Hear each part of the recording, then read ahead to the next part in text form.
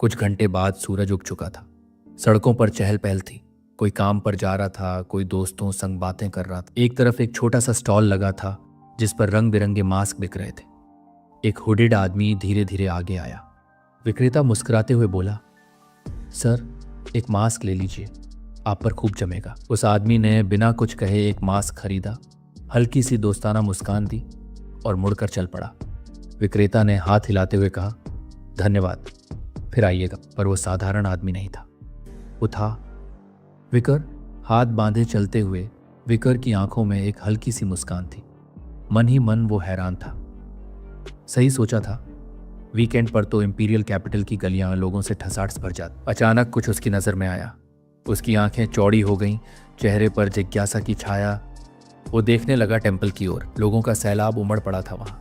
ये वही जगह थी, क्वाइटिस टेम्पल, ओल्ड टेस्टामेंट फैक्शन की दूसरी शाखा। एक प्रीस्ट ने सड़क पर बोर्ड टांगा और ऊंची आवाज में बोला, आज सिर्फ एक दिन के लिए अपने गुनाहों की माफी पाओ, वो भी आधे दाम पर। लोग चौंक गए, भीड़ उमड़ पड़ी। विकर ने भी कदम बढ़ाए। पास पहुंचते ही उसने देखा एक आदमी और औरत मंदिर से बाहर निकल रहे थे। आदमी चेहरे पर हल्की मुस्कान लिए बोला, सालों से अपराध बोध में जी रहा था, लेकिन अब दिल हल्का हो गया है। औरत ने जिज्ञासा से पूछा, क्या उस पुराने हादसे की वजह से? आदमी ने बेहिचक हंसते हुए कहा, हाँ, जब मैं नशे में गाड़ी चला रहा था और वो बच्चा कुचल गया था। ये सुनते ही विकर के कदम थम गए। उसका पूरा जिस्म कांप उठा। औरत ने कहा, सुना था बच्चा मर गया था? आदमी ने हाथ फैलाया। आंखों में अजीब सी चमक थी। हाँ, मौत तो हो गई थी, लेकिन देखो, उस हादसे ने मेरी नींद तक छीन ली थी। अब छूट पर इंडल्जेंस मिल रही थी तो ले ही लिया। महंगा पड़ा, पर अब मुझे उस बच्चे के परिवार से कोई हिसाब नहीं चुकाना। सब खत्म। शानदार है ना? औरत मुस्कुराकर बोली, तो सब ठीक है। आखिरकार मेरा प्यार सचमुच अच्छा इंसान। ये सुनकर डिकराबिया पेंडेंट तक हैरान रह गया। उसने विकर से धीमी आवाज में पूछा, क्या ये लोग सच में इंसान हैं? इनकी शक्लें भले इंसानों जैसी हों, पर इनकी सोच डीमन से अलग कहाँ है? मंदिर के सामने लंबी कतार लगी थी। लोग हाफ प्राइस इंडल्जेंस खरीदने को बेताब। विकर चुपचाप बढ़ा। उसकी नजर एक आदमी पर टिक गई जो दरवाजे पर खड़ा सूची पढ़ रहा था। धीरे धीरे उसका नंबर आया। भीतर जीसस की मूर्ति के सामने एक प्रीस्ट बैठा। उसने मुस्कुराते हुए वाइकर की ओर हाथ फैलाया। आइए पुत्र, बहुत देर से प्रतीक्षा कर रहे होंगे। बताइए, कौन सा अपराध किया है और किस इंडल्जेंस की तलाश में आए हैं? विकर ने उसकी आंखों में गहराई से झांका। धीरे लेकिन सख्त आवाज में बोला, अगर इंसान अपने बीते गुनाहों की माफी पा सकता है तो क्या आने वाले गुनाहों की भी माफी खरीदी जा सकती? प्रीस्ट के चेहरे पर एक और चौड़ी मुस्कान आ गई। बिल्कुल, सब संभव है। बताइए, भविष्य में कौन सा पाप करने की योजना है? उसकी मुस्कान इतनी अजीब थी कि किसी के भी रोंगटे खड़े हो जाएं। विकर ने टेबल पर हाथ रखा और ठंडी आवाज में कहा, पाप इतना बड़ा होगा, इतना भयानक कि शब्द भी कांप उठेंगे। प्रीस्ट एक पल को हक्का बक्का रह गया, फिर हथेलियां जोड़कर बोला, तो आप सही जगह आए हैं, लेकिन ऐसे घोर पाप की इंडल्जेंस बेहद महंगी होगी। क्या आप तैयार हैं? वो धीरे से उठा, हाथ फैलाकर बोला, चलिए वीआईपी लाउंज में चलिए, चाय पीते पीते विस्तार से चर्चा करेंगे।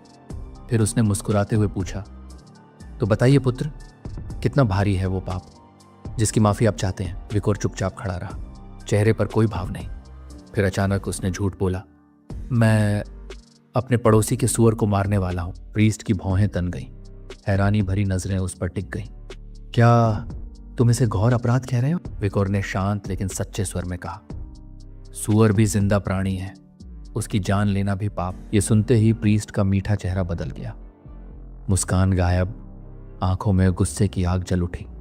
दांत भींचते हुए गरजा, क्या मुझे सिर्फ मुस्कुराता देख यही समझ लिया कि मेरे पास और कोई काम नहीं? मंदिर के बाहर भीड़ लगी थी। लोग कतार में खड़े अपने गुनाहों की माफी खरीदने का इंतजार कर रहे थे। प्रीस्ट ने आज तक 1000 किस्म के पापी देखे थे।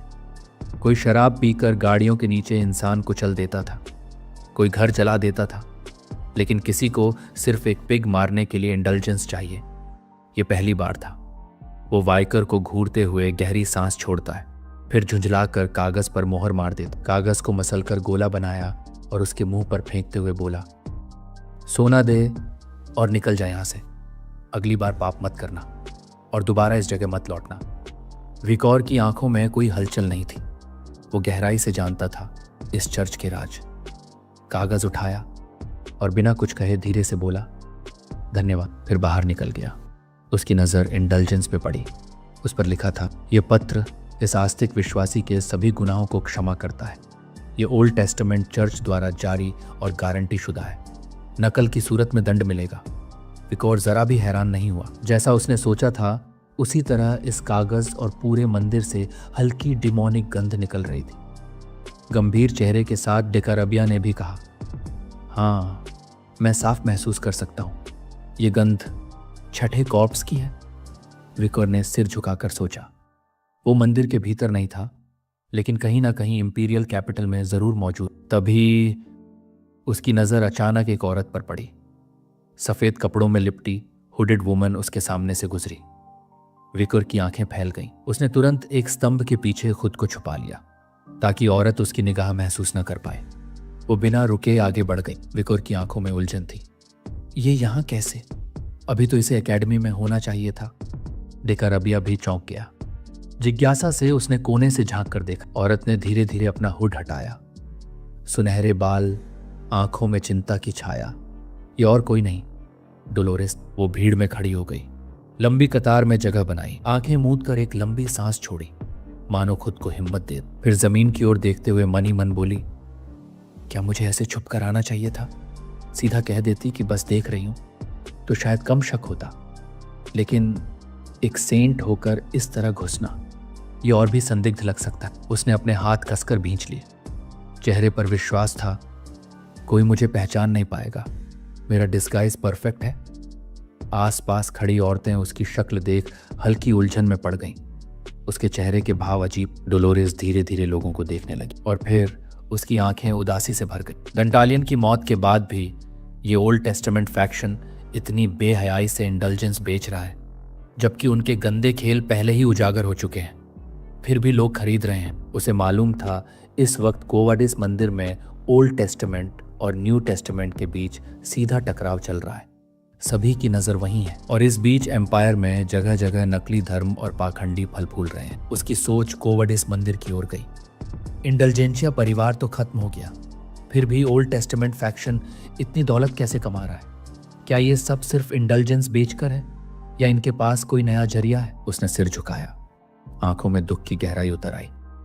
मैंने यहां घुसपैठ की ताकि सच्चाई पता चल सके, लेकिन अब तक कोई जवाब नहीं मिला। सुबह की भीड़ भाड़ और मंदिर का कोलाहल अचानक बदल गया जब जमीन हल्की सी कांपी और सबकी नजरें एक भव्य कैरेज पर जाकर टिक गई। उसके दरवाजे खुले और भारी जूतों की आहट गूंजी। बाहर निकला कोई और नहीं बल्कि कार्डिनल हम्बर्ट, रून ऑर्डर और ओल्ड टेस्टामेंट फैक्शन का सबसे ताकतवर शख्स। उसके चेहरे पर वही नरम मुस्कान थी जिसे देखकर लोग श्रद्धा से झुकने लगे। लेकिन जैसे ही डोलोरेस ने उसे देखा, उसका चेहरा सख्त हो गया। सांस थम सी गई। वो कांपते हुए पीछे हटी और बिना एक पल गंवाए भीड़ से निकल गई। दिल तेज धड़क रहा था क्योंकि हम्बर्ट सिर्फ कार्डिनल नहीं था, वो उसका पिता था। हम्बर्ट ने उसकी भागती हुई झलक देख ली। उसकी भौहें सिकुड़ी, लेकिन उसने कुछ नहीं कहा, बस धीमी आवाज में अपने एक लेफ्टिनेंट को आदेश दिया, पहले आसपास की जगहों की जांच करो। प्रीस्ट ने सिर झुकाकर हामी भरी और हम्बर्ट भीड़ से मुड़कर मंदिर के भीतर बढ़ गया। लोग पीछे से उसे पुकार रहे थे, आशीर्वाद मांग रहे थे, मगर गार्ड्स ने सबको रोक दिया। उधर डोलोरेस मंदिर की ऊपरी मंजिल तक पहुंच। उसकी मुट्ठियां कसी हुई थीं, चेहरा गुस्से से लाल। उसके भीतर ज्वालामुखी सा फट रहा था क्योंकि उसे याद था वो सच, वो गंदी सच्चाई, उसके पिता का नाम क्विल्टी की इंडल्जेंस लिस्ट में होना, वही लिस्ट जिसने पिता और बेटी को आमने सामने खड़ा कर दिया। न्यू टेस्टामेंट की आस्था बनाम ओल्ड टेस्टामेंट की साजिश। वो अपने गुस्से और डर में इतनी उलझी हुई थी कि सामने आते हुए एक हुडेड आदमी से टकरा। टक्कर इतनी जोरदार थी कि वो जमीन पर गिर गई और हड़बड़ाकर बोली, माफ करना, मैं सामने देख ही नहीं रही थी, ऐसा लगा जैसे दीवार से टकरा गई। रोशनी उसके चेहरे पर पड़ी और सामने का आदमी चुपचाप उसे घूरता रहा। तभी भारी कदमों की आहट गूंजी। 2 गार्ड्स कुल्हाड़ियां लिए वहां आ धमके। उनमें से एक चिल्लाया, रुको, संदिग्ध लोग हैं, तुरंत पकड़ो। डोलोरेस ने पलट कर देखा और उसकी आंखें चौड़ी रह गईं। वो समझ भी नहीं पाई कि हो क्या रहा है, क्योंकि तभी हुडेड आदमी ने उसका हाथ कसकर थाम लिया। वो हकबका गई ये, लेकिन वो कुछ समझ पाती उससे पहले ही आदमी ने उसे खींचा और दोनों भाग पड़े। गार्ड्स पीछे से दहाड़े, रुको वहीं, और उनका पीछा करने लगे। मंदिर की सीढ़ियां धूप में चमक रही थीं और दोनों दौड़ते चले जा रहे। गार्ड उनका पीछा नहीं छोड़ने वाले। आखिरकार एक मोड़ पर गार्ड्स ने उन्हें घेर लिया। कुल्हाड़ियां तनी हुई, आंखों में गुस्सा। हिलो मत। तभी सीढ़ियों पर कार्डिनल हम्बर्ट आ गया। उसकी नजरें सख्त और भारी। उसने आदेश दिया, हुड उतारो, पहचान बताओ। माहौल तना हुआ था। अचानक हुडेड आदमी हंसा और बोला, वाह, ओल्ड टेस्टामेंट फैक्शन का स्वागत बड़ा ही अलग है। उसने अपना हुड उतार फेंका। साथ ही उसके साथ खड़े बूढ़े ने। अब सबकी आंखें फैल गईं। हम्बर्ट की, एक नौजवान लंबा गहरे भूरे बालों वाला और दूसरा एक बूढ़ा जो मुस्कुराते हुए बोला, कितने साल हो गए कार्डिनल हम्बर्ट। हम्बर्ट का चेहरा सख्त हो गया। उसके भीतर का तनाव आंखों की चमक में साफ झलक रहा था और इस सबको छुपकर ऊपर से देख रहा था कोई और। पत्थर की खिड़की के पीछे चेहरे पर एक डॉग मास्क लगाए खामोश वाइकोर। उसके बगल में डोलोरेस, जो अब भी उसके हाथ में कसकर पकड़ी हुई थी। उसका चेहरा लाल था, शायद शर्म से, शायद उलझन से। विकोर शांत, बिना किसी भाव के खड़ा था और डोलोरेस की नजरें उस पर टिक कर रह गईं, हैरानी, उलझन और एक अजीब सी धड़कन के साथ।